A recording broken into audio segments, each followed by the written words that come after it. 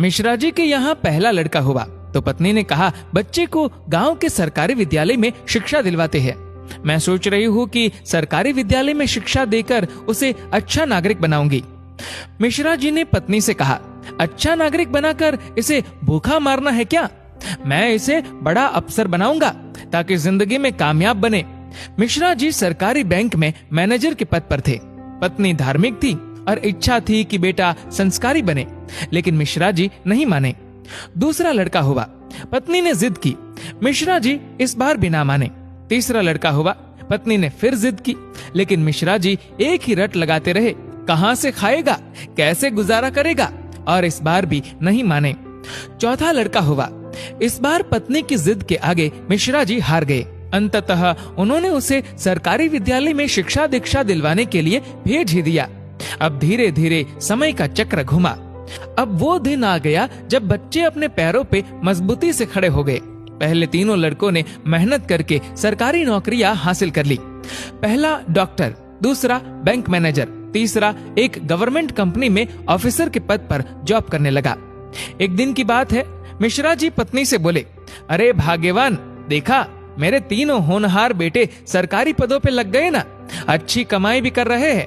तीनों की जिंदगी तो अब सेट हो गई, कोई चिंता नहीं रहेगी अब इन तीनों को।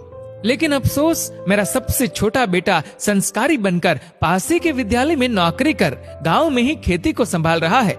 जितना वह 6 महीने में कमाएगा उतना मेरा एक अफसर बेटा 1 महीने में कमा लेगा। अरे भाग्यवान, तुमने अपनी मर्जी करवाकर बड़ी गलती की। तुम्हें भी आज इस पर पश्चाताप होता होगा, मुझे मालूम है, लेकिन तुम बोलती नहीं हो। पत्नी ने कहा, हम में से कोई एक गलत है और इस बात का दूध पानी का पानी हो जाना चाहिए। चलो अब हम परीक्षा ले लेते हैं चारों की, कौन गलत है कौन सही पता चल जाएगा। दूसरे दिन शाम के वक्त पत्नी बाल बिखरा अपनी साड़ी का पल्लू फाड़कर और चेहरे पर 1-2 नाखून के निशान मारकर आंगन में बैठ गई और पतिदेव को अंदर कमरे में छिपा दिया। बड़ा बेटा आया, पूछा, मम्मी क्या हुआ? जवाब दिया, तुम्हारे पापा ने मारा है। पहला बेटा बोला, बुढ़ा सठिया गया है क्या? कहाँ है, बुलाओ। मम्मी ने कहा, वो घर पर नहीं है, बाहर गए हैं। पहला बेटा बोला, आए तो मुझे बुला लेना, मैं कमरे में हूँ, मेरा खाना निकाल दो, मुझे भूख लगी है। ये कहकर कमरे में चला गया। दूसरा बेटा आया, पूछा तो मम्मी ने वही जवाब दिया। दूसरा बेटा बोला, क्या पगला गए हैं इस बुढ़ापे में?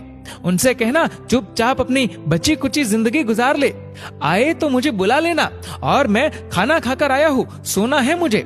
अगर आए तो मुझे अभी मत जगाना, सुबह खबर लेता हूँ उनकी। ये कहकर वो भी अपने कमरे में चला गया।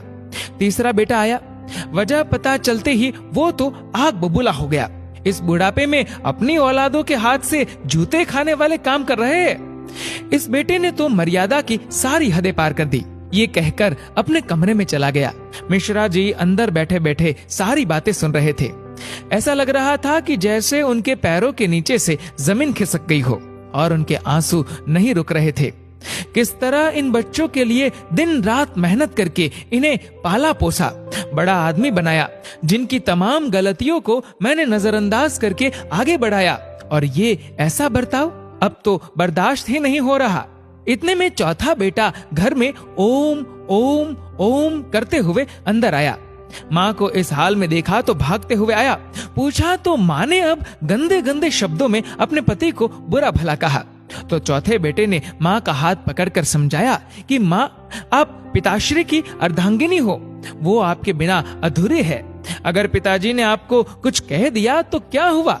मैंने पिताजी को आज तक आपसे बदतमीजी से बात करते हुए नहीं देखा। वो आपसे हमेशा प्रेम से बातें करते हैं। जिन्होंने इतनी सारी खुशियां दी, आज नाराजगी से पेश आए तो क्या हुआ? हो सकता है आज उनको किसी बात को लेकर चिंता रही हो ना हो माँ, आपसे कहीं गलती जरूर हुई होगी। पिताजी आपका कितना ख्याल रखते हैं, याद है ना आपको? 6 साल पहले जब आपका स्वास्थ्य ठीक नहीं था तो पिताजी ने कितने दिनों तक आपकी सेवा की थी। वही भोजन बनाते थे, घर का सारा काम करते थे, कपड़े धोते थे। तब आपने फोन करके मुझे सूचना दी थी कि मैं संसार की सबसे भाग्यशाली औरत हूँ। तुम्हारे पिताजी मेरा बहुत ख्याल रखते हैं। इतना सुनते ही माँ बेटे को गले लगाकर फफक फफक कर रोने लगी। मिश्रा जी आंखों में आंसू लिए सामने खड़े थे। अब बताइए, क्या कहेंगे आप मेरे फैसले पर? पत्नी ने मिश्रा जी से पूछा।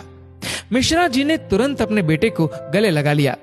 मिश्रा जी की धर्म पत्नी ने कहा, ये शिक्षा इंग्लिश मीडियम स्कूलों में नहीं दी जाती। ये शिक्षा तो परिवार के व्यवहार व संस्कारों से मिलती है।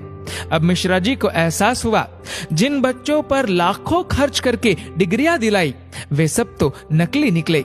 जीवन का अंतिम समय कैसे व्यतीत होगा, इसका फैसला आपका धन नहीं, बल्कि आपके द्वारा किए गए व्यवहार और दिए हुए संस्कार तय करेंगे।